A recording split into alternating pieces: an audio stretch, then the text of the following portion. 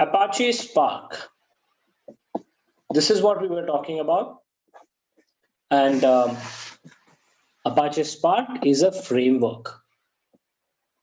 It's not a programming language, it's a platform, framework or platform, which allows us to do distributed computing. Distributed computing. And this computing happens in cluster memory. Right? Cluster memory. Or you should say in-memory cluster computing. So let me write it that way. It is in-memory cluster computing. It is interactive. Right? It is interactive. It is developed to achieve super speeds, and it is also scalable. These are a few of the features. We'll talk about more of Apache Spark, how it works and why it works. We'll revise, and then we'll talk about the most important core components of Apache Spark. But before that, let us try and download the software so that we can install it and start working with it. One of the features that we have not discussed yesterday with respect to Apache Spark is it is OS independent. It is OS independent. It means it has nothing to do with whether you're working in Linux or it is working you're working with Windows. Right? So we can have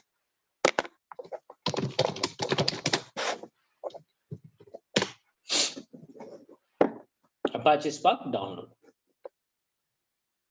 So if I click on this, Apache 3.x is already launched, but we will go with 2.x.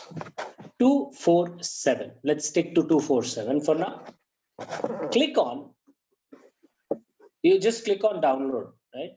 Apache Spark, or you should say spark.apache.org, and you click on download. You get this download link, where you choose the Spark release. And it is pre-built. Okay, it is packaged with the libraries that are required. And here we go with the latest one, which says Hadoop 2.x. Right? When you select this, you get the link for downloading, the third point. Click on this. You'll get this link where if you click on it, it starts downloading. It lasts for download. You can click OK. By default, it's going in downloads folder. Click OK. And this is gonna start download. 223 MB. Right? Oh, okay. It's okay. Let me type the link also. It's a apache.org link that you are looking at, but this is available in spark.apache.org. Okay, this is the link that you need to actually go. Right. So let it download. In the meantime, we will quickly get the revision done. 223 MB. Probably it should be downloading in another 10 minutes or so. So let us try and understand the Spark features here that we discussed. Okay, let me write here. So Spark is a framework, right? But when I compare it with Hadoop, Spark is only compute engine, right? It is only compute engine. Whereas when we talk about Hadoop, it is basically having both storage as well as compute capability, right? It has both storage and compute engine. Now in Hadoop, we basically use the processing capability of the systems as well as the storage, the disk. Spark is specifically looking at memory, right? In the clustered environment, we are basically taking the advantage of the combination of all these multiple nodes which are interconnected, right? So if I have data nodes, let's say I have 15 data nodes and one name node, Hadoop looks into the processing capability of these nodes as well as storage capacity, right? We have HDFS and MapReduce.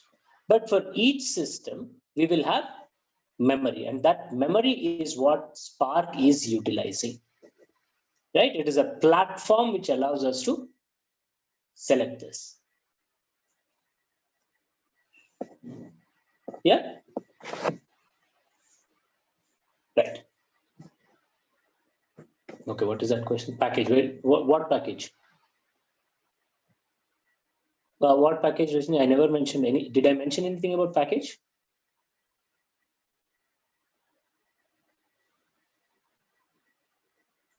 Download. That's the software, right? I already gave the link. Did you join late? That's the link. Download that. Yeah. All right. So this is about Spark's framework. As I mentioned, it is only compute engine. So it needs storage capacity, storage device, so that it can connect to those devices and pull the data, relevant data. Right? That's about Spark architecture, guys. Now, comparing to Hadoop, as I mentioned, it is only consisting of compute engine. So Hadoop has MapReduce, right? Whereas Spark is a generalized engine which is competing with MapReduce. So what we do is we generally set up Hadoop, because Hadoop also works with commodity hardware, a clustered environment. On top of that, because we have Yarn in place for Hadoop, we can use it third-party, right, applications on top of Hadoop. So we install Spark on the same cluster. Right? If we have cluster, we install Spark on the same cluster, just like how we install Hadoop. In fact, this is even further easier. And then we start using Spark on the cluster. All we do is we ask Spark to connect with Yarn, right? Resource manager. And the communication happens between Spark engine as well as Yarn. And the computing happens on the distributed in-memory of your cluster. Right? When I say in-memory, each node has small memory. So we are combining all that memory, and then we are taking a single bit of memory, which looks like huge memory for the cluster. Right? Just like how we have HDFS and processing MapReduce. Generalized computing, remember. Okay, and then we talked about how Spark loads the data into memory. So when we are trying to read the data for the first time from your disk, your data is there on the disk, right? This is your CPU node. Data is there on the disk. So if you have to execute anything on this data, first load the data into the relevant data into memory, right? But we have big memory, which is made out of all these individual nodes, right? So you are loading the data into memory. And from there on, this is the first iteration, right? When you want to access data, when you want to process something on the data, first iteration is that it is copying into memory. And then the computation happens in the memory itself. Okay? The computation also happens in the memory itself. Now, if it is an ML transaction, machine learning transaction, or any other iterative transaction that you want to do, then data is already there here, right? So it reads the memory right at a much faster rate. So this way, because we are cutting out the disk read rate operations, the performance of this node becomes super rich. It is going to enhance like anything, right? That is the reason it is said to be 100 times faster when it is an iterative transaction, or 10 times faster when it is the first time transaction that we do.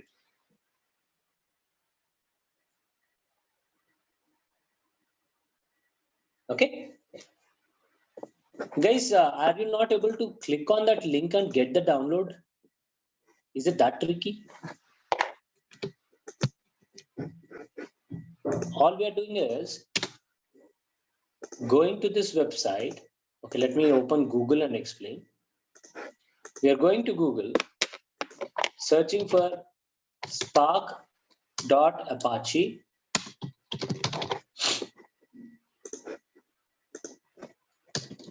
Right, we are saying spark.apache.org, or you Google for this link, Apache Spark.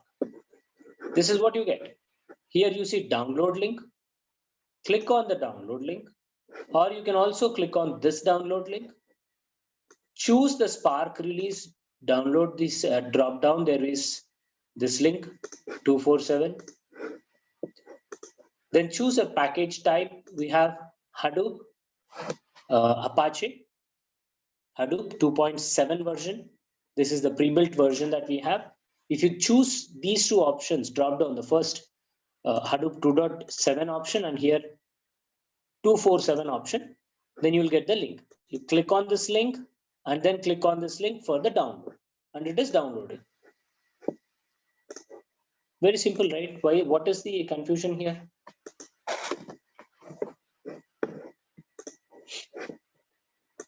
Right. So let us now look into the components of Spark. So we discussed about Spark core, which is the core component. We are going to look into a few of the commands, Spark capabilities that we are going to do now today after installation. Then we are also going to work with RDD. RDD is resilient distributed data set. Right? Just now I explained, right? This is memory about block. This is your data. You're storing the records that you want into memory. But that memory, your Spark is reading here, is from distributed storage option. Right? Like this, we have multiple nodes. We have memory object. Your data is here. Right? This location where you have data, say for example, here also I have another block for the same data.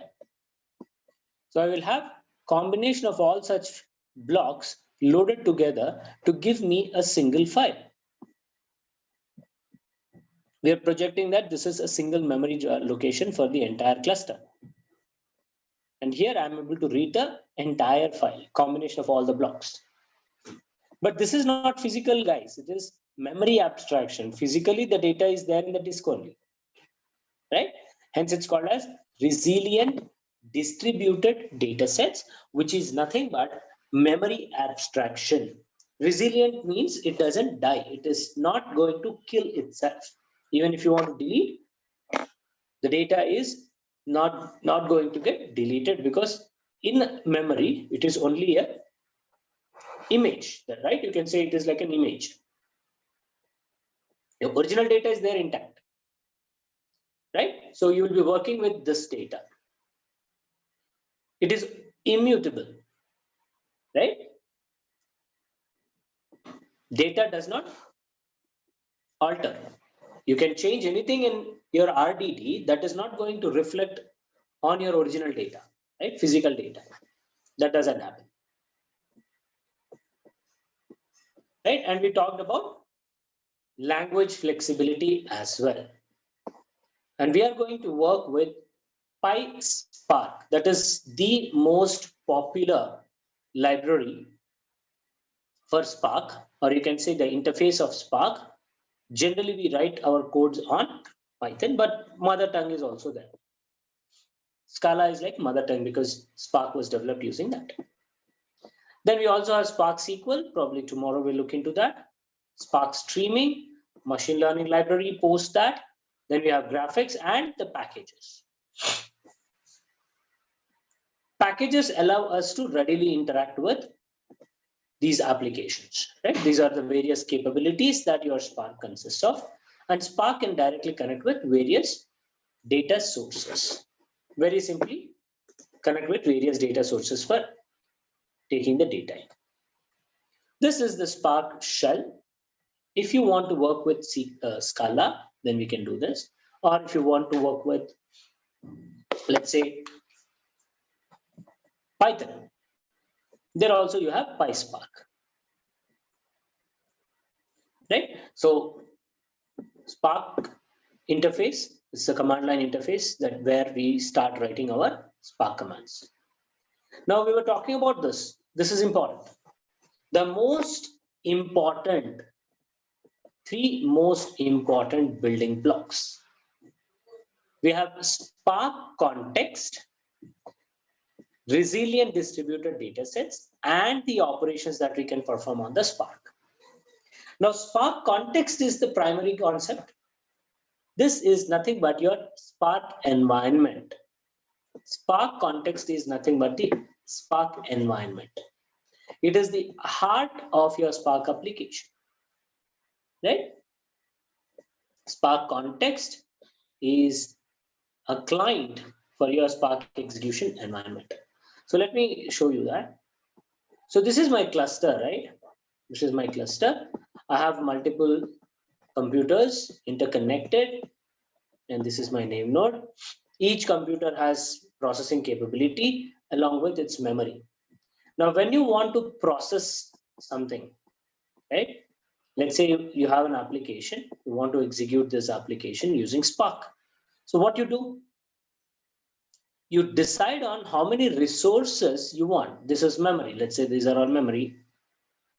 You have memory abstraction. You have HDFS. This is hard disk. And you also have computers, processors, MapReduce.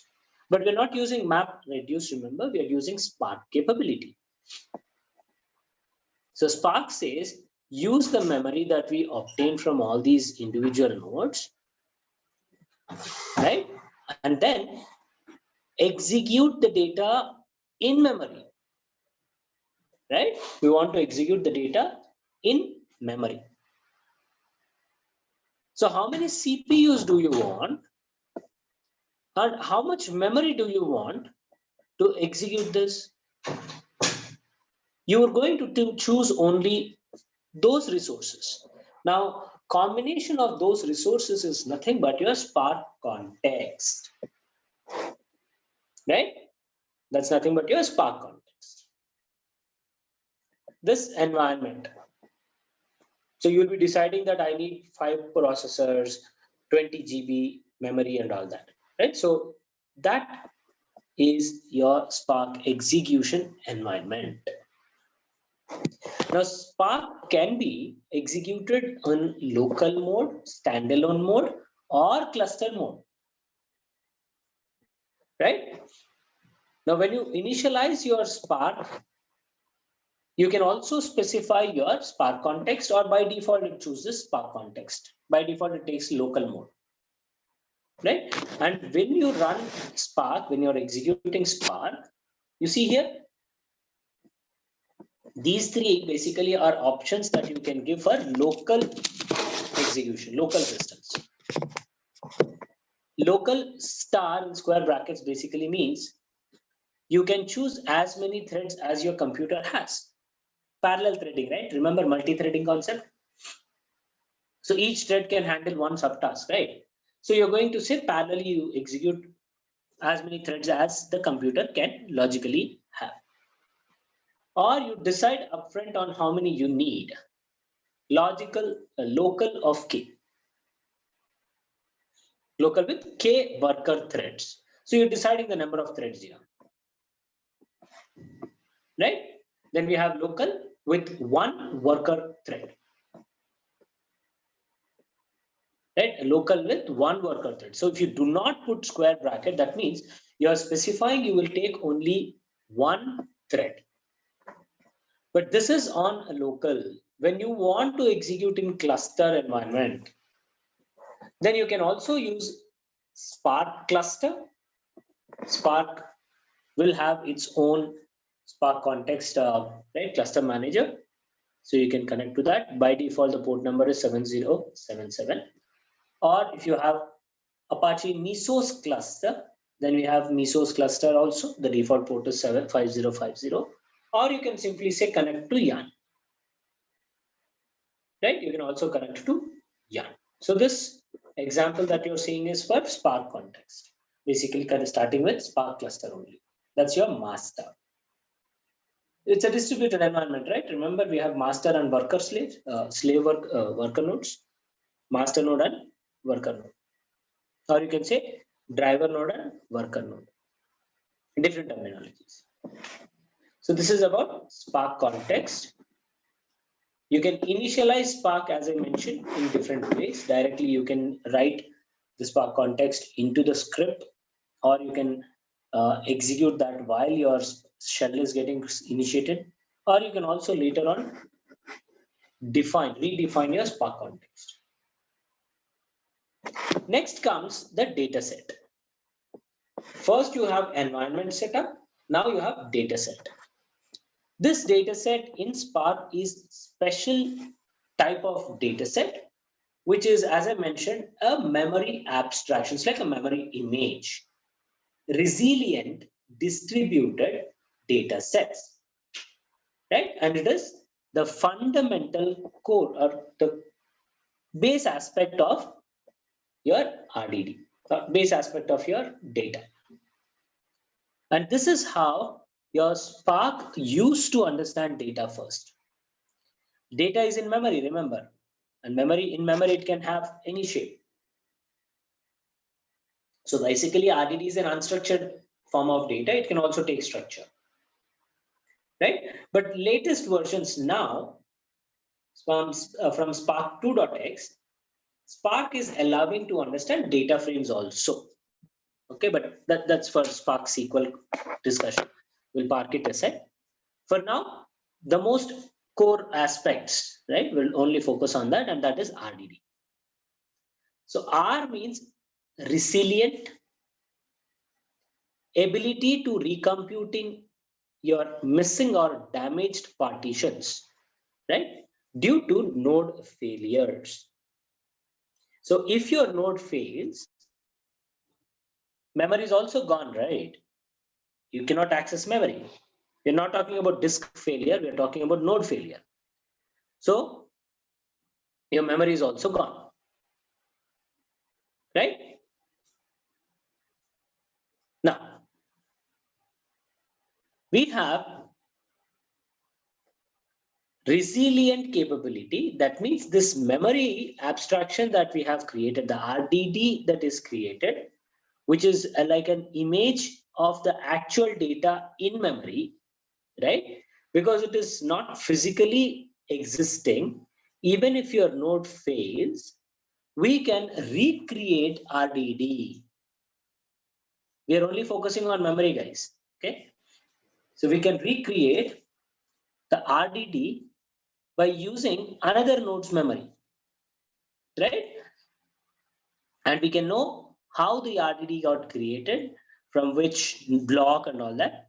So we can recreate the RDD from the replicated blocks. Okay, because the data is distributed, we have that name, distributed data sets, right? As I mentioned, RDD is a RDDs are distributed memory abstraction, right? Now what happens in memory, you are going to work with these RDDs, right?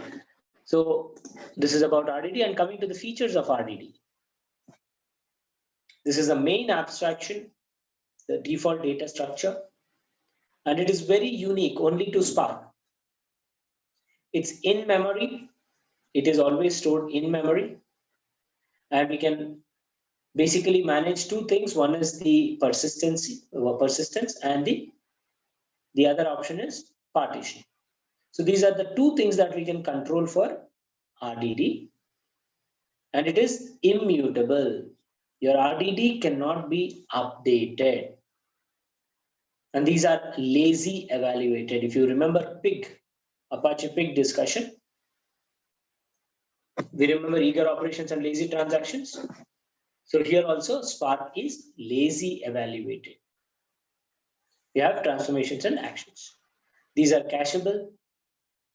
Then parallel processing in Spark, because it is in memory and you are reading only, you're not writing, we can do parallel processing. And of course, partition. The data are partitioned. Right? Logical partitionings are there. Physically, these are blocks that we are going to work with. Data, though we say data is partitioned in one partition, right? In a single partition. Who's that?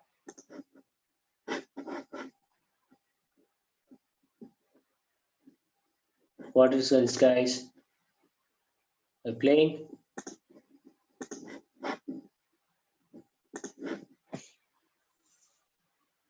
Right.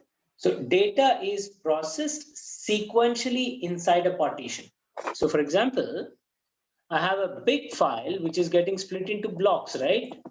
So we have one block which is 128 MB on HDFS. This data is getting stored in memory for Spark, but still there is records.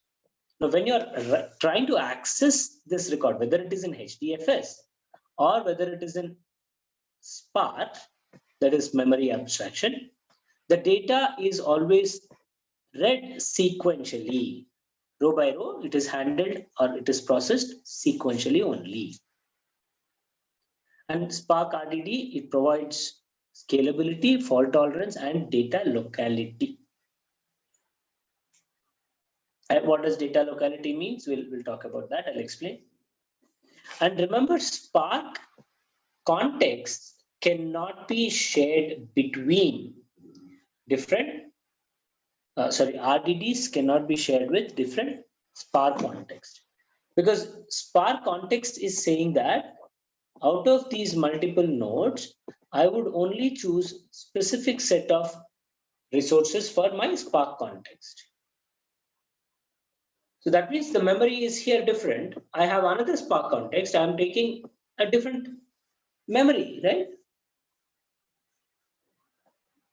Different proportion of memory. So I have RDD in this memory here. This cannot be shared to this. This is not possible. Right? It cannot be shared between Spark contexts. RDD is local to that particular Spark context. That's it. Now, what is data locality or locality aware scheduling?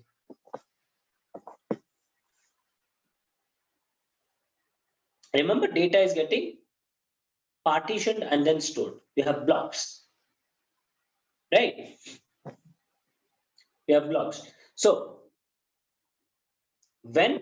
okay, let me ask you this. In middleware products, right? If I have to talk about SQL programming and some application, middleware application. So you'll have application, then you will have a connection to your database where data is sitting, right? Now, when I want to work with some data, I want to process some data, then what happens is when I write a query, right, I'm writing a SQL query. This query is going to retrieve the data, pull out, right? So you're taking the result that you get from this SQL query. You're reading it, right? Now, what happens in here is, this is cluster, right? You have multiple data sources. Multiple nodes are there. So rather than retrieving the data from all these, what we do, we have application which is broken down and sent to this node, right? So this application is getting split and then is being sent to data nodes, right? Where the actual data, actual execution of the data happens, right? So it is inexpensive because it's basically having lineage graphs, DAGs, which are acyclic graphs, using which we can easily replicate or we can easily create our missing blocks. Okay, it is very easy, inexpensive. But this is the important point. Rather than retrieving the data and processing it, you send the application to the location where the data is, and then there you do the processing. Right? So that's one of the primary advantage of Spark. Locality aware scheduling of the tasks. Now this RDD can be created multiple ways. RDD is first read-only, and it can be created in broadly three ways. One is to parallelize the existing collection of data in memory. So I have objects, memory objects. I'm doing parallelize. Parallelize is basically converting the data into RDD format. Or if you have a physical files, then when you're reading it from Spark, directly it goes into RDD form, that is directly loading it into memory. Or we just transform the existing RDDs into another form. So these are the three ways where you can create RDD. And as I mentioned, RDD has enough information to recreate itself. And RDD, we basically have these two options, persistence and partitioning. These are the two aspects of RDD that users, that is we, can control. Persistence and partitioning. Then comes Spark operations. Two types of operations. This is something that we've also seen in Apache Pig as well. Transformations and actions. Transformations are lazy, right? They are also known as lazy evaluation, lazy transactions. Actions are eager operations. We will have multiple transformation operations and then one action operation to actually transform the data RDDs into results. It triggers the entire workflow. Here we will only have that workflow created by doing optimization, right? The best possible workflow is designed. And the results are basically submitted to the driver. You get the results to driver, from driver. And this driver is going to share the details with master. Right? So that's about your transformations and actions. These are a few of the examples. We have map, filter, flat map, group by, sort by, etc. Then we have math, sample, random, union, intersection, distance, subtract, Cartesian. Right? These are your transformation operations. Then we have actions. These basically are going to change the data, give the final results. General math, right? IO, etc. So we have transformations and actions. So these are a few things that we have to look into. Then we'll talk about Spark SQL, Spark MLlib, Spark streaming, graphics. We'll try to do Spark Core now. Then we will see Spark SQL tomorrow and then Spark ML. Right? So let's try and do the installation now. Hope everybody has downloaded successfully. See, cross-check if you have downloaded it successfully, everyone.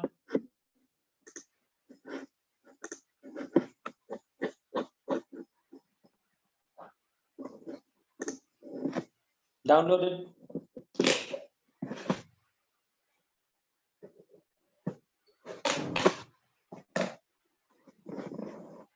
Okay. Wonderful. Yeah. So let's go to that folder.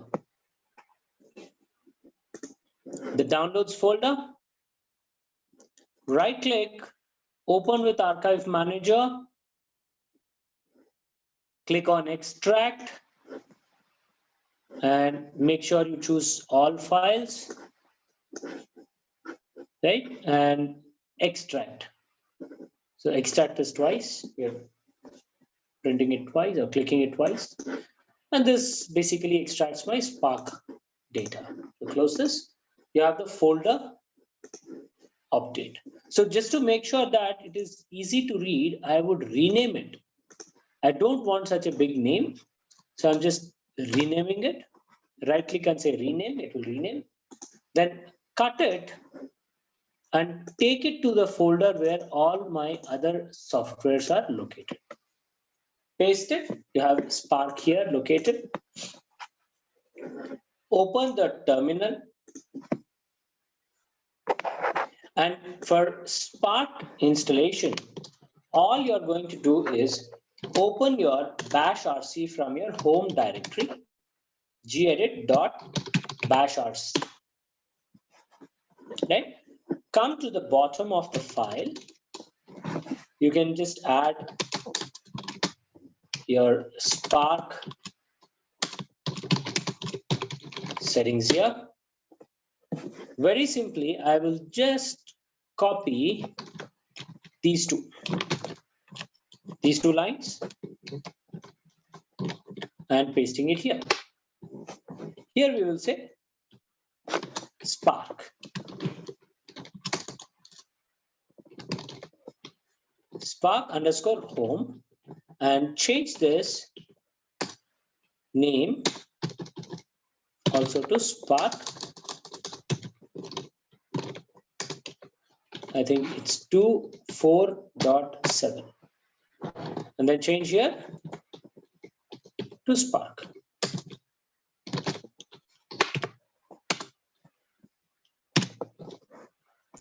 Spark underscore home / bin. That's it. Save it and we are good to go.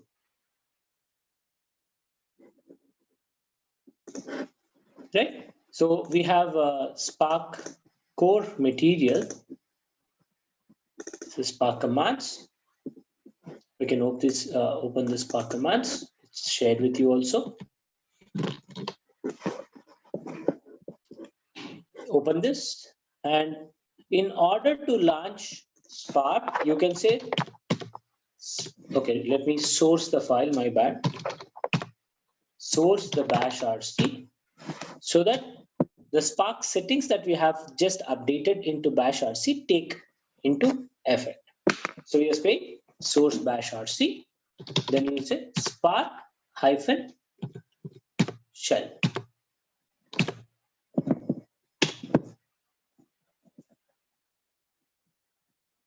Just wait for it. It is going to launch Spark on Scala. So it is doing Scala. Let it launch.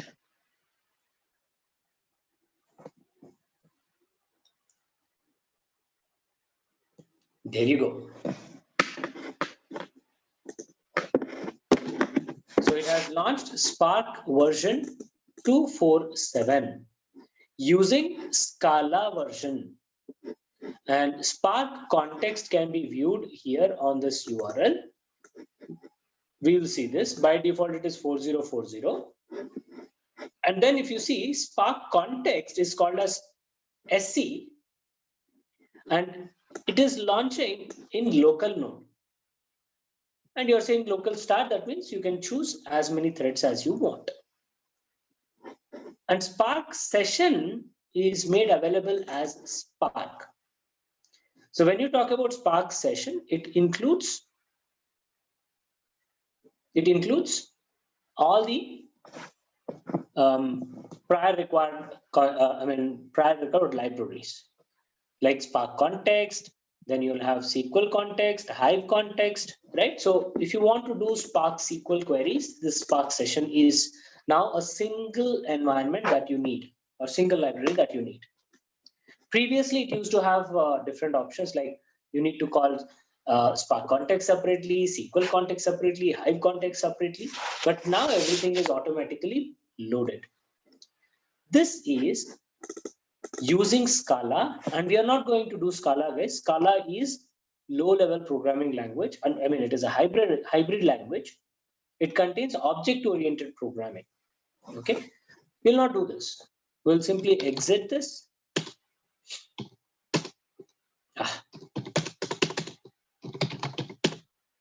What is this?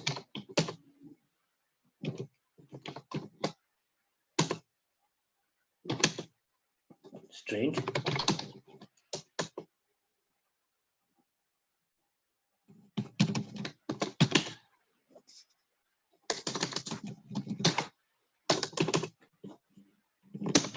Why is this not working? It's quit. No, quit is not that. Why is this not working? Okay, let's see this. Quit should be there.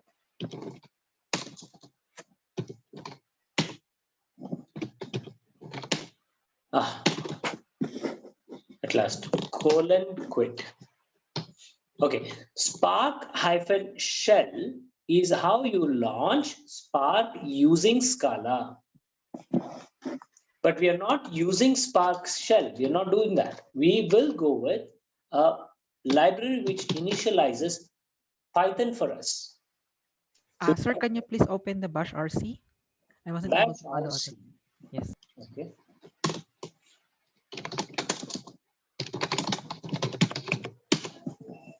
That's your bash RC, the last steps. Thank you, sir. I just screenshot. Thank you. Okay, sure. Did you miss this? Yeah, my PC lags. Okay, it's just copy paste. You can just take these two, right? Or any two. Just take these two. First, home, I mean the home one, home parameter and the path parameter, and just change this to Spark. Give the right path. That's it. Correct. Yeah. Right. So now we are going to launch Python for Spark, or I would say we launch Spark and enable Python coding.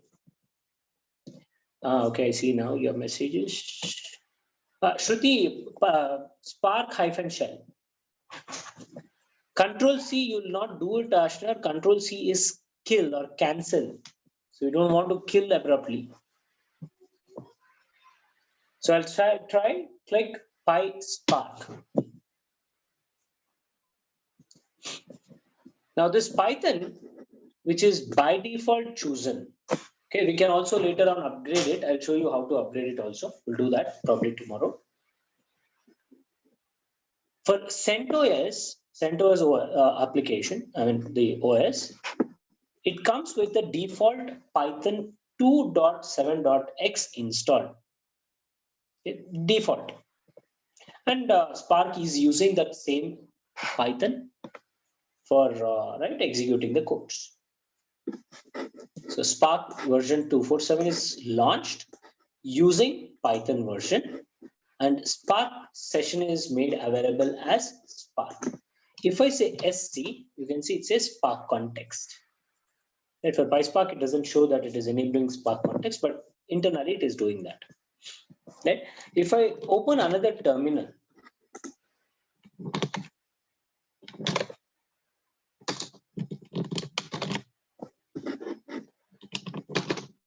Control-Shift-N is another new tab.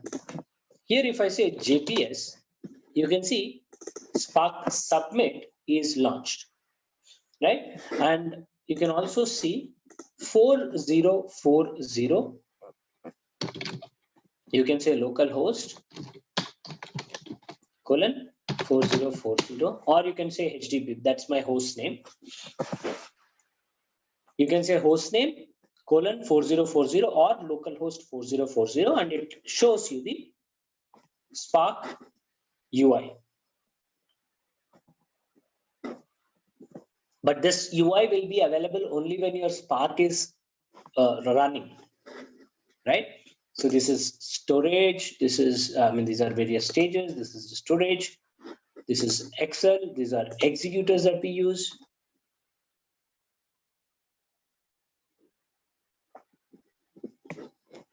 I have only one executor active. Right? That's because I have only one node, right? Worker nodes and all those things are running in the same link. This is event timeline. We are doing nothing, so it's not showing anything. First in, first out. That's how Spark works. Right? So are you able to see this? Did you launch PySpark? And are you able to see this 4040 Spark UI? Everyone? Any challenges?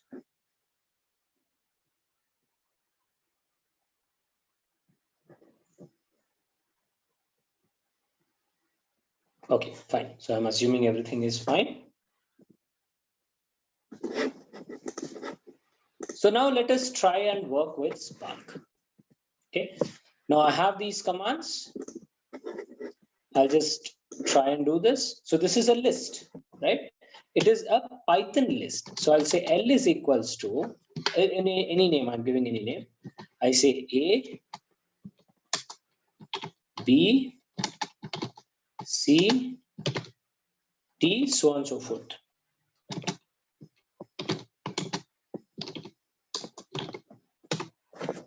Right? So if I say L, it shows Python object. This is Python only still. Okay. Now I want to convert this into RDD. Remember, we basically have three different options to create an RDD. One is parallelizing the existing object. So I'll say sc dot parallelize. What do you want to parallelize? The list. So I will say R is equals to sc dot parallelize of L. Now this is transformation operation. This is not action. This is transformation. You're converting an object into RDD. Right? So only the action plan is decided. Remember, we discussed about it. Yeah, summer holidays, your mother is giving you instructions, etc. So you're being lazy, you are only trying to plan how to do it. Right? So we have Spark object, we have a Python object which is now parallelized to RDD. Now, in order to see RDD, we can say R dot collect. This is like print. That is your RDD. You can just say R and it says it is Python RDD.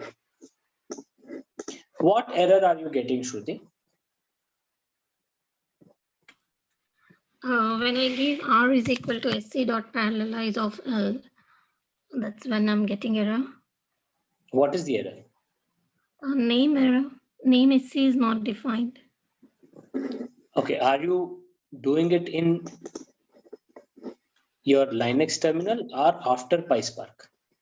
After PySpark. Okay, it says SC is not there. Yeah. That's strange. How can SC not be there? Okay, share your screen.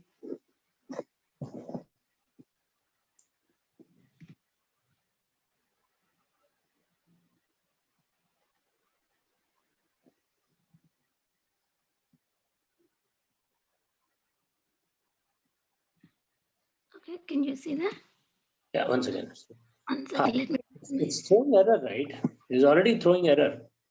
Yeah, that's what it is. No such file or directory. Below that, no such file or directory. So exit this. No, don't do that. Don't do that. That's not required. That's not required. Just remove that what you have typed and say exit. You cannot do that. Yeah, you have to do that way. Just say exit and open and close button. Yes, this is how Python console, you come out of Python console. Check what is the directory of your Spark.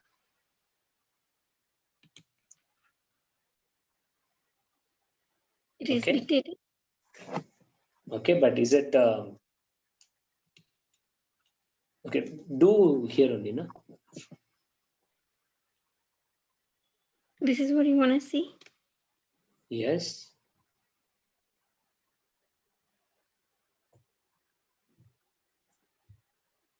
Home, user one, big data, Spark. Okay, this seems to be fine. Okay, close this.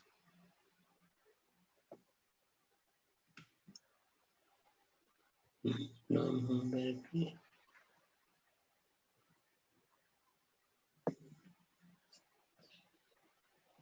I don't see the Spark symbol, what you have, what you see on your screen. The Spark label. Just do Python. Which Python?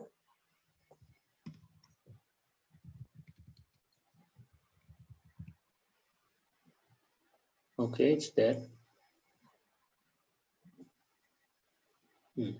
Strange. Could not open Python startup. IO error. Do it once again. PySpark.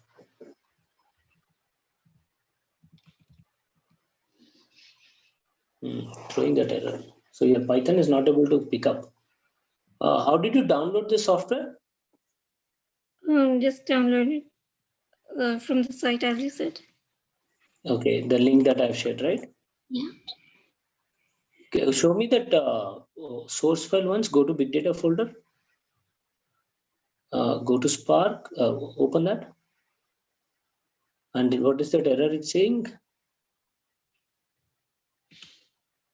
Python, PySpark. Okay, it's opening Python. Do we have Python? Open Python. There's no folder, right? It's nothing like Python. Something happened. The software itself is something wrong.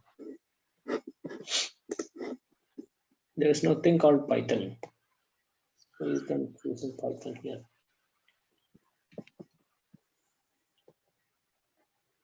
Okay, exit this and say Spark-shell.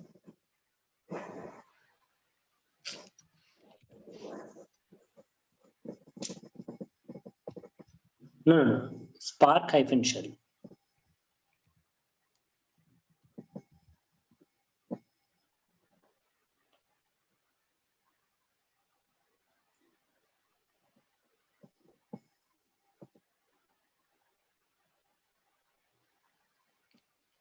Is there any other step after gedit dash bash rc and sourcing it? No, Is there no. any other commands? No, nothing. Very simple. Just extract, update those 2 points, and then start using it. Now, I'm assuming the download might not have happened properly. That could be one reason. This is directly. Do we need to initialize anything to start Spark? No. No. Okay. Okay, show me the download source file that you have downloaded, the .zip or tar file that you have. Yeah. This one. Okay. C. That file. What is the size of that file? I think 233. Okay, that also seems to be fine. 233 MB. Yeah, it's 233.3. Okay, just do one thing. Re-extract it. Re-extract it.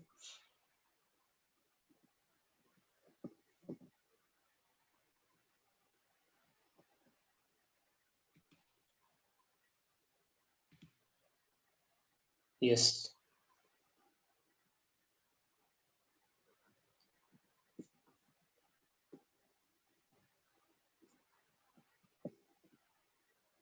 There's nothing to do in the installation steps. If it would have been any other Hive or Hadoop, we might feel that configuration might have not done properly, but here there is nothing. It's just download and extract.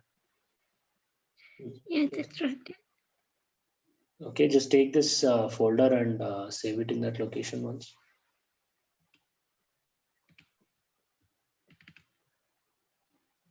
You can delete that file, delete it, and rename it.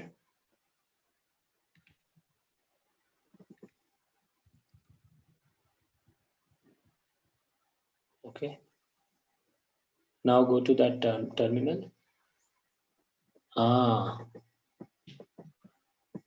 While copying, there is an error. Why? Show more details.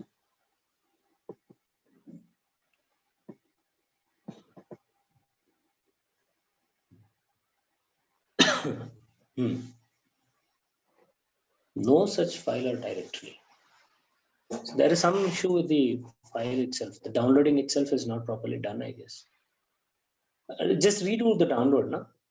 Why unnecessary time waste? You just re-download it. There seems to be some downloading issue only. Okay. Let's see. If that doesn't resolve, then probably we need to relook into it. But otherwise, yeah, I see that it is only download issue. No problem. Thank you. Yeah.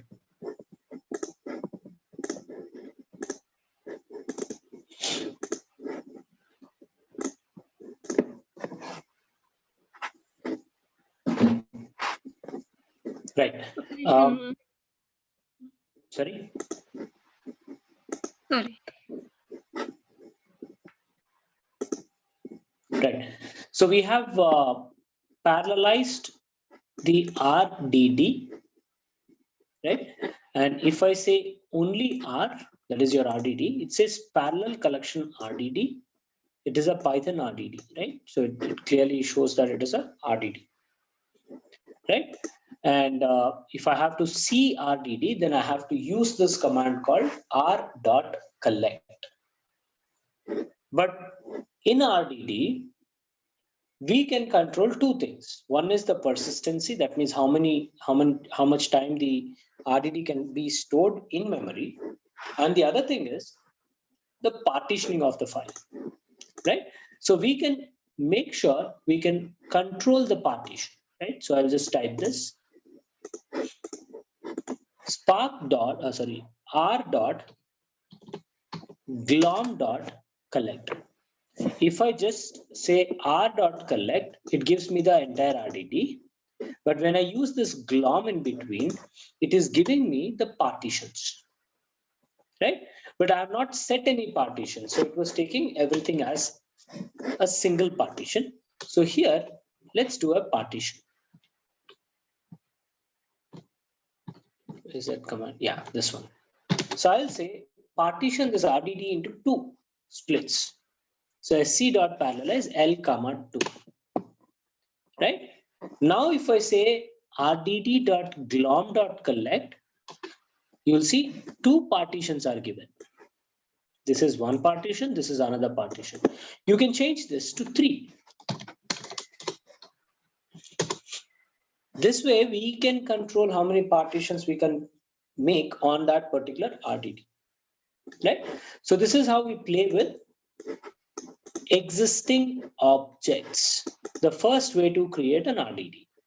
Now the second option that we have learned is directly to load the data from sources. So here we have two options. One is the local file system. The other one is the HDFS. Now the difference between these two, very carefully observe. When you want to try and access your Hadoop, Spark by default assumes that it is working at Spark Hadoop level. So you directly give the path. Okay, don't give any other additional pointers. You can directly start with your path of your HDFS file system. But if you're working with local file system, if your data is on local file system, then you have to specifically say to Spark that you are pointing to a local file system and file : / 2 slashes, right? The selected portion that basically is defined or is defining that we are referring to the local file system. We are referring to local file system and we are reading text file, right? Even if it is a CSV, we can try and do this. So to load the file into RDD, we do this text file command. So let us try and do this. So let us try first see to identify if we have any files. I have s1.txt, or I can also have sample.txt. Very good. So I have two files. Let me load both the files. One is structured one, the other one is unstructured one, right? And my folder location is this. So I want to show that we can directly load an RDD from file. F is equals to sc.read file. This is the command. Read, F is in uppercase, and then you say colon file, sorry, quotation single quote, file colon slash slash, and then your path. Your path starts from slash home. So there will be 3 slashes. Then slash user2 slash sample.txt and close the quote. This will read my command. What is this? Oh, sorry, text file, my bad.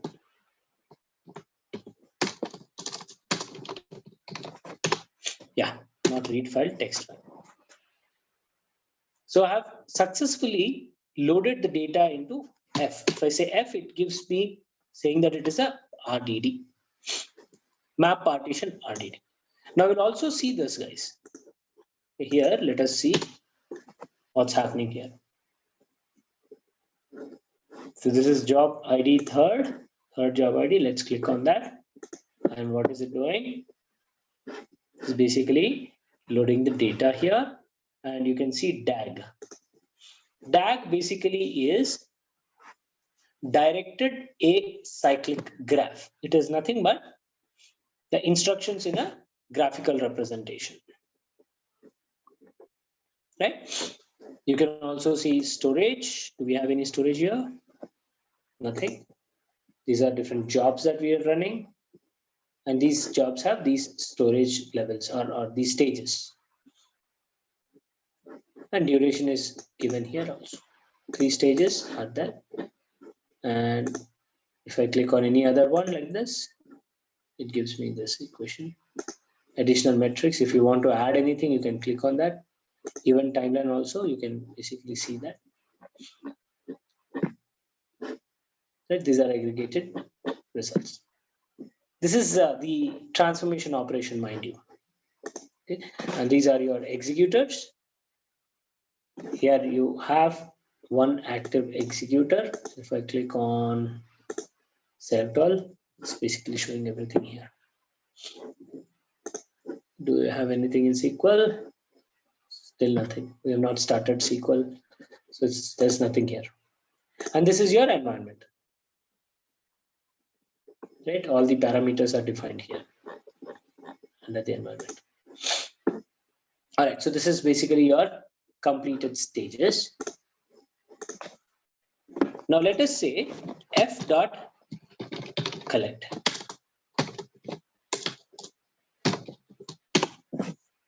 It reads the data. Remember, RDD is a memory abstraction. It will not show you the table format and all that. It's just a memory abstraction, and basically that U is a delimiter.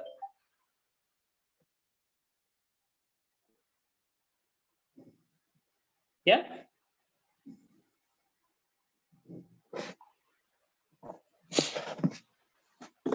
This is how each field is separated, tab separated fields.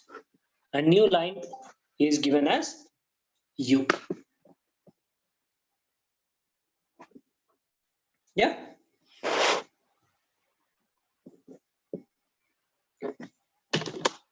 Now this is structured data. It is reading the delimiters and giving us this information. Now similarly, let's say I'll say F2 is equals to, let me choose this. F2 is equals to sc.text file, but I want to work directly with Hadoop file system. So let us first try and load some file, or maybe I'll first do this S1, right? I talked about that. Let me just change this to S1. So unstructured form of data. I say f2.collect. right? It's loading as is. Wherever you have new line, it is identifying that there is a new line. Structured or unstructured, it gives you this visualization, right? Now let us try and load the data from HDFS. I'll say a.txt. So let me load a.txt. I'll say Hadoop fs-put a.txt into /test or /. Not sure if I have test there.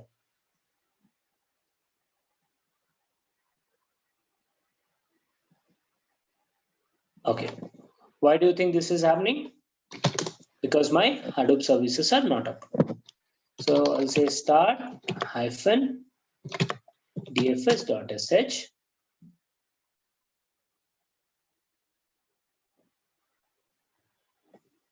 So it's starting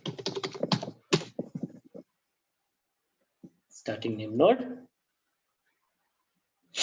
Then it will ask for a data node.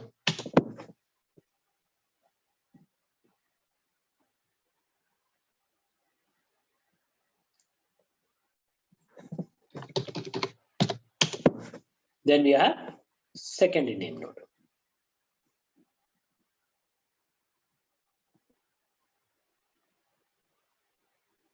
Still initializing. Okay. You can see data node, name node, secondary name node. Similarly, I'll start my yarn services.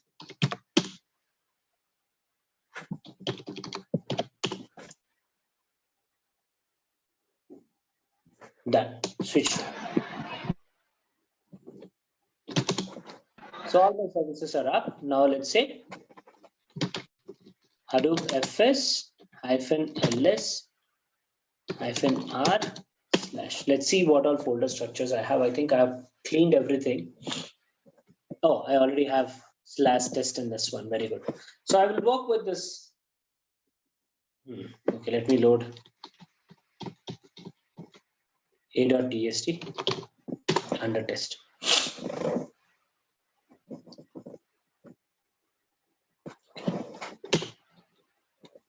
Hadoop fs-cat/test/a.txt. Yeah, so I have data. Now I want to read this file directly from Hadoop. So I'll say Hadoop file is equals to sc.text file and then give the path test/txt, a.txt. That's it. You're not doing that file:// before the path, right? If you don't give that, then Hadoop will treat that you are referring to, Spark will refer that is assuming that you're referring to Hadoop data files, right? So this is basically how we have our RDDs loaded from files. Now there are certain operations that we can perform here. This is map operation and all these are Python functions, guys. Now in Python, what is lambda? In Python, what is lambda, friends? Lambda functions.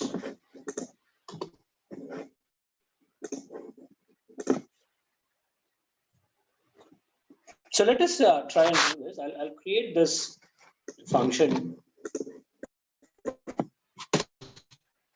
I'm calling X as an RDD, which is basically having A, B, and C, right?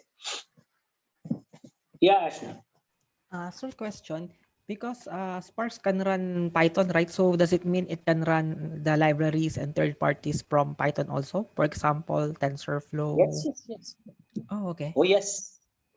Yeah, we are going to do ML operations there. We will be touch basing a few of the libraries.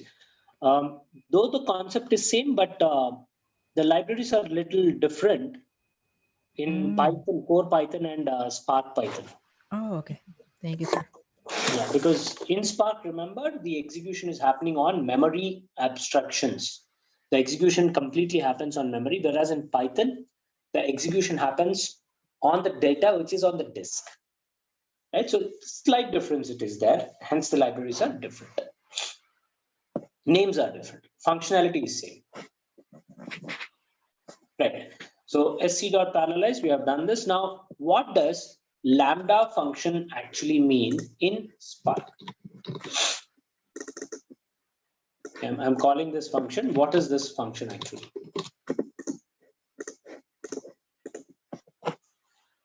Very popular name, lambda.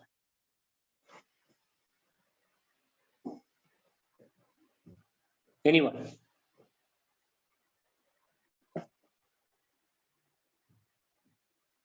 No? Okay. In Python, very good. Yes, Saurabh, that's right.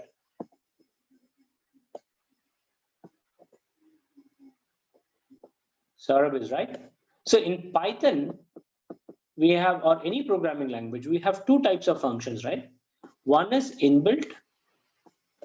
The other one is user built or custom built, user made or user defined. Now, whenever we are trying to write some lines of code, and if you want to repeat the same code again and again, it would be better you define that as a function. You're giving a name to that function. I mean, this bunch of codes, bunch of lines of code, and then you're executing it with this name, right? So to refer to this bunch of lines of code, we have a name.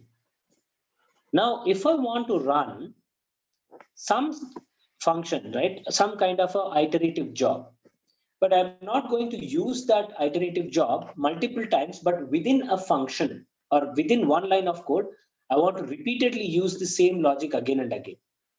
So in such case, I don't have to define this logic that I'm writing here with a name, not required. In such cases, we use lambda. So these lambda basically is nothing but a custom function, but it does not have a name, right? It's called as anonymous functions or nameless functions. For example, here I'm using map function. Now, what does this map function do? It is taking the objects of x and trying to apply this function to each value. It is mapping to each value of x, right? So lambda z, we have lambda z comma z. So what we are doing is take a and treat that as z, right? For function we pass arguments, that argument is z. So first iteration, when you talk about map, it reads a. And what does this lambda function is supposed to do? Arrange a as a comma a. Then again it goes to b. It arranges b as b comma b, then c comma c. So if I have to get y, if you observe the two steps, first I need to define x and then do this step. But I don't need to execute this separately. I can directly execute y dot collect. So this is one transformation operation. This is another transformation operation. And this is action. So this entire workflow, that is two steps that we have, is sequentially executed. Or it is executed so that we get the result. So we say y dot collect. Yeah, we are saying y dot collect. When I do it, I want to see the output of y, but if I have to get the output of y, I have to apply this function. If I have to apply this function, I need x. If I need x, then I have to first load the objects into RDD, memory. So all those steps are automatically taken care and you get the result. Right? Similarly, I have filter function. Again, you are doing nameless function here. If I do this, right?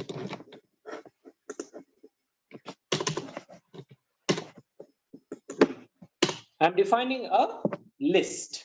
Python list as basically your object, RDD. You can say X, it is RDD. Then I'm saying Y is equals to X dot filter. I think F is caps. No, okay. Then you say lambda. You can give any number, A. Then what you do? You're saying A minus, okay, A minus 5. You're saying A minus 5 is equals to 1. Is that correct? Yeah, double equal to 1. So when I take each value here, I'm verifying whether I get this result when I apply this function or not. If it is double equal to, right? If it is correct, then you'll get true.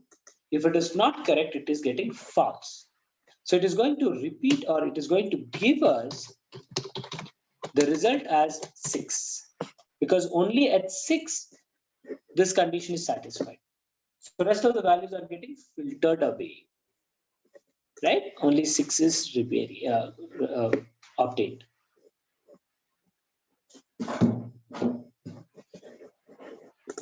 All right, so that's basically your functions. You can also say print. Remember Python functions? Print is a function, Python function, right? It is just returning whatever this value has. So either you can say x.collect directly, or you can say print of that. Then we have something called as flat map. So what we are doing here is we are taking a string, right? This is Python list. I have put a square bracket, so it is a Python list with strings. Hello world is one string, right? My name is Sharath is another string. Now on this RDD, I'm applying flat map, right? Flattening. So here it is strings, right? I'm going to flattening those strings and get only the words. So let me show you. I'll say D is equals to, I'll just write this like this. D is equals to hello world. And my name is Sharif. If you want to see, you say D dot collect. That's basically your RDD. It's an RDD object, guys. So I say only D, it says RDD object, right? Now on this, I want to apply flat map function. So I'll say words RDD is equals to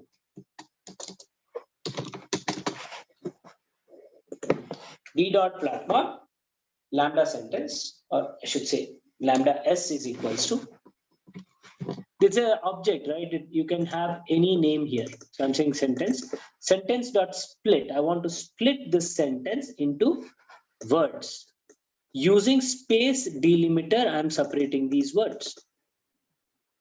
Right? So let us do that. And you can say WR dot collect. This is flat map. Flattening the list, and then you are mapping it based on each string that I have. Hello world is one string. My name is Sharath is another string, right? So we are mapping this split function to both the strings. That's your flat map. Then we also have these right RDD operations to handle two different RDDs, and we have different combination of functions: union functions, intersection functions, subtract, and Cartesian. So to understand that, we are going to use these two RDDs. RDD1, RDD2. 1 is 1, 2, 3. RDD2 is 2, 3, 4. I will say RDD1 dot union dot of RDD2 dot collect. Excuse me. So what we are doing is we are applying union function and then also doing collect in the same line. RDD1 dot union of RDD2 and then do collect. So you're just combining both. First you take RDD1 and then add RDD2 to it. Then you can also do RDD1 dot intersection of RDD2. Right? If you reverse this positions, then you will get 2, 3, 4 and then 1, 2, 3. Now let us do intersection. Intersection is basically the values which are common in both. RDD1 dot intersection RDD2. 2 and 3 are common in both. So I'm only taking 2 and 3. Right? Next, we can also do subtraction. Intersection is different from subtraction, guys. So in intersection, I'm saying RDD1 and RDD2, what are there which are common in both? Subtraction basically will remove that common value. So when I say RDD1 dot subtract RDD2, it first takes RDD1. What is there in RDD1? I have 1, 2, 3, right? And in this RDD, remove the objects which are there in RDD2 as well. So I have 2 and 3 common. It will remove. So I will get only 1. Then we also have Cartesian. This is going to be printing all the values, all the pace. RDD1 with RDD2. That means 1, 2, 1, 3, 1, 4. 2, 2, 2, 3, 2, 4. 3, 2, 3, 3, 3, 4. And that's your Cartesian.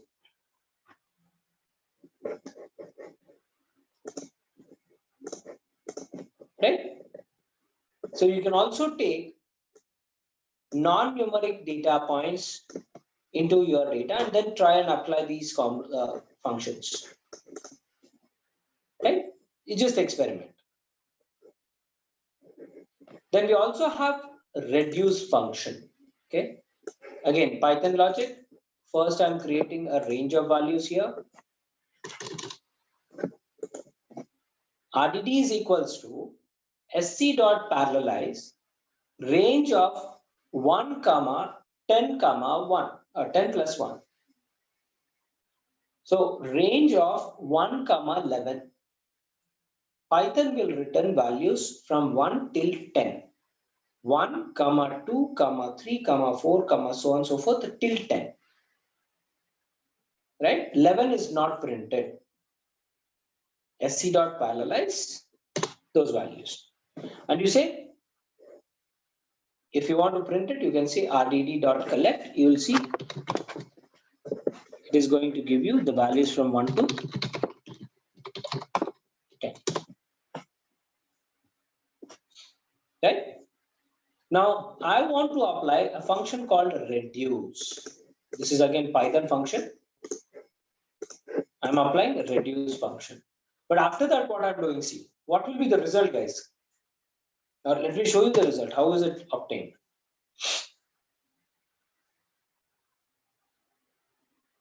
Three 3628800.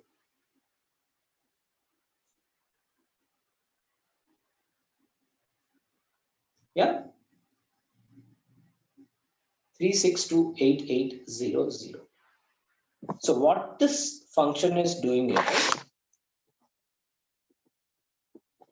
it's taking 1, 2, 3, so on and so forth till 10, right? So I have these numbers. So first it will read 1 and 2. Lambda x comma y. To start with, x and y it is taking from this list.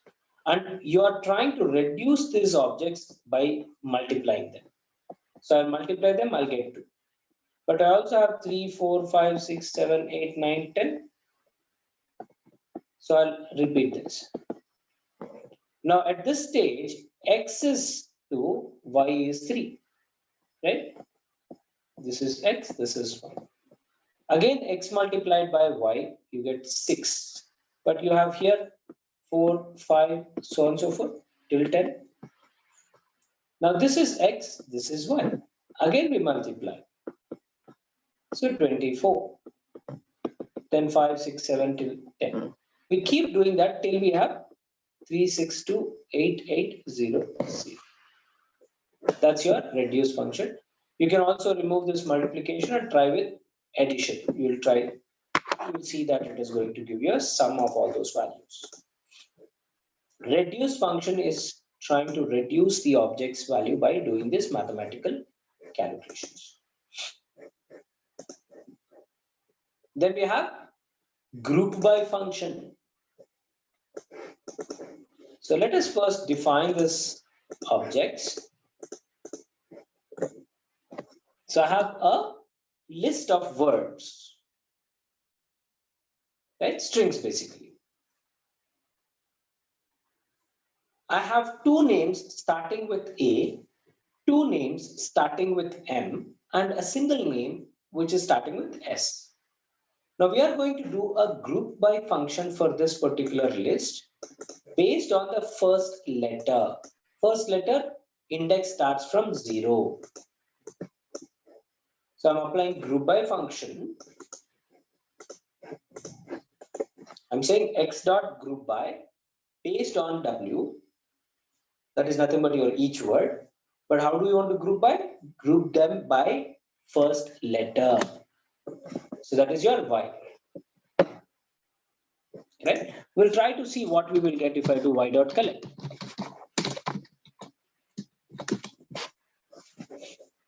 It is one object. This is another object. And here I have another object. But if I want to read the values, then we need to write this for loop. I'm writing a for loop here. So this is a list of values. In that list, I'm saying choose t of 0 to start with. This is t of 0, right? And then this in the second object, which basically is saying that it's a PySpark iterable object here. In that iterable object, you're taking I, where that I is each value in t of 1. This is t of 0. This is t of 1. In the t of 1, you want to choose each letter, right? For t in y dot collect. Y dot collect is this result. T means this is 1t, this is t, this is t, right? So repeatedly you're doing that and you get that object. So t of 0, I have a, and then when I write this, I get this list where it is repeating all the values. Right? This way we can print the iterable object also. Then here we have a function to read the words, right? Word count.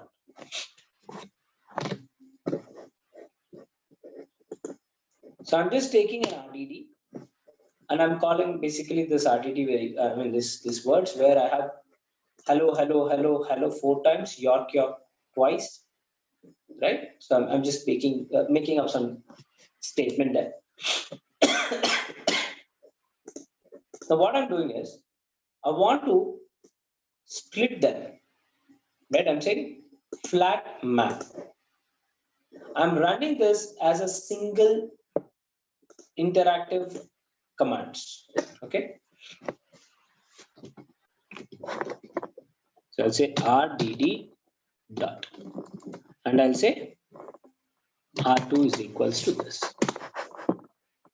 If I say R2 dot collect, it is going to basically split your data into words because I'm doing a flat map here and splitting these words, right? This is one string, this is one string, this is one string. I'm taking all those 3 strings and splitting them into words. Next, I have map function. Here I'm doing converting of the words to lower letter.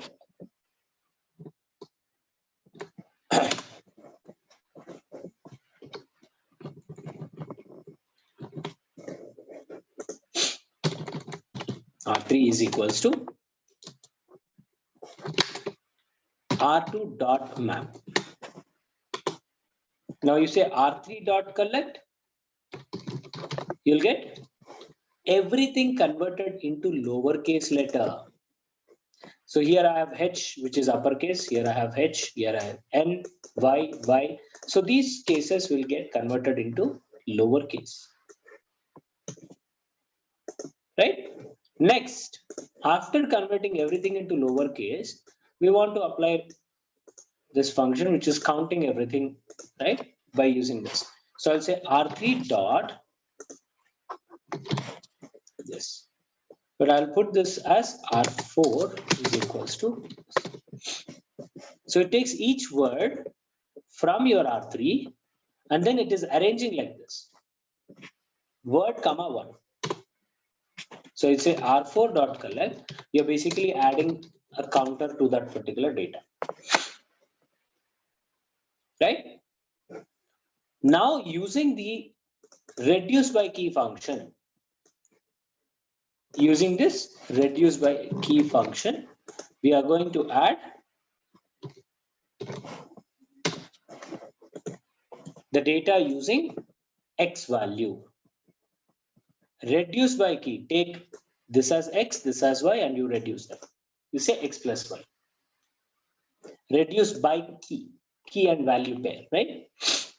Take the key and then keep adding the values. And I'll call this as, let's say R5. You say R5 dot collect, you get the count. Right? So that's basically your final result. I can execute everything like this in a single go as well. Same thing, I get same, right?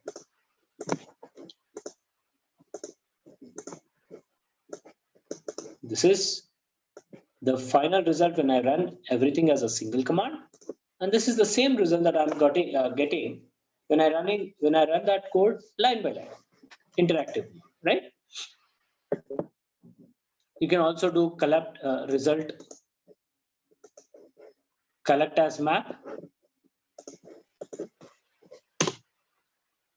It basically creates a dictionary, Python dictionary for us when you say as map.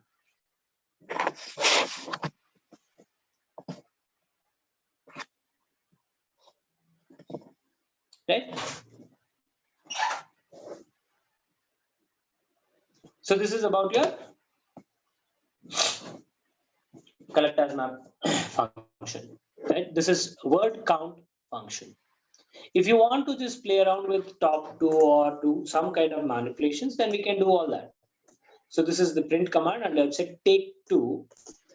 This is going to only take the top 2 results after applying them in descending order of your alphabetical order. Right? If I say X dot 1, right? If I say X dot 1 from this result dot RDD, then see what happens. I'll say X of 1, and it says hello and then York. Descending order with respect to that frequency. If I remove that take 2 function completely out,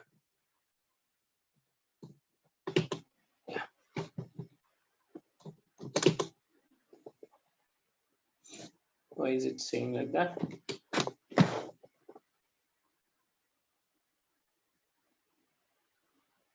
What is the function that I missed? It has to print out. Okay, so take of 4.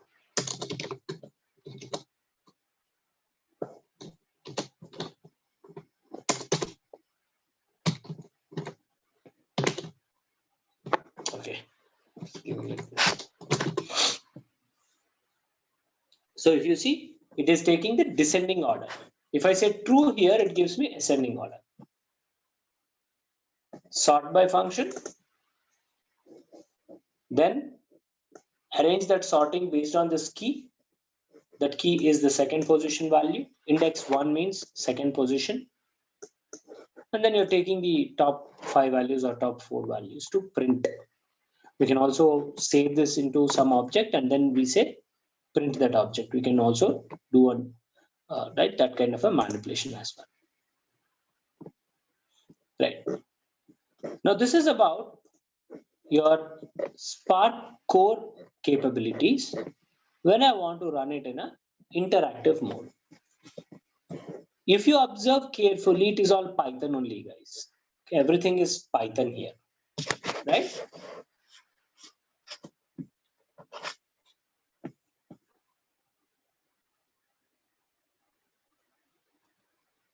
Right. So this is your Spark core capability.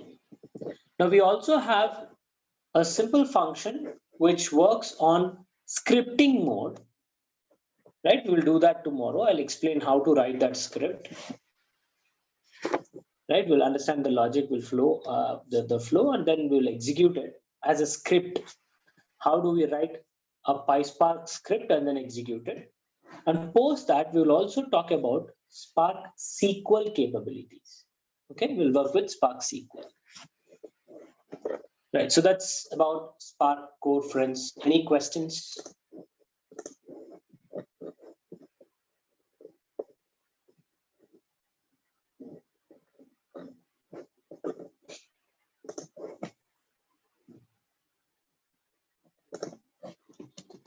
Yeah, Spark will also see how to run ML libraries on Windows, right? In Spider, how do we do that? That's also something that we'll try.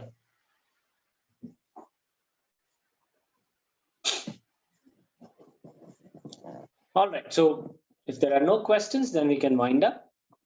Probably 10 minutes early, 10, 15 minutes early today.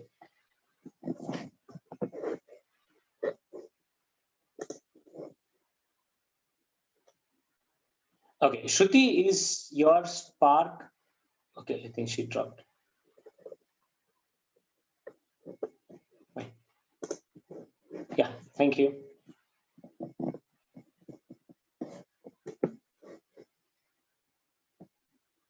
All right, bye. Thank you.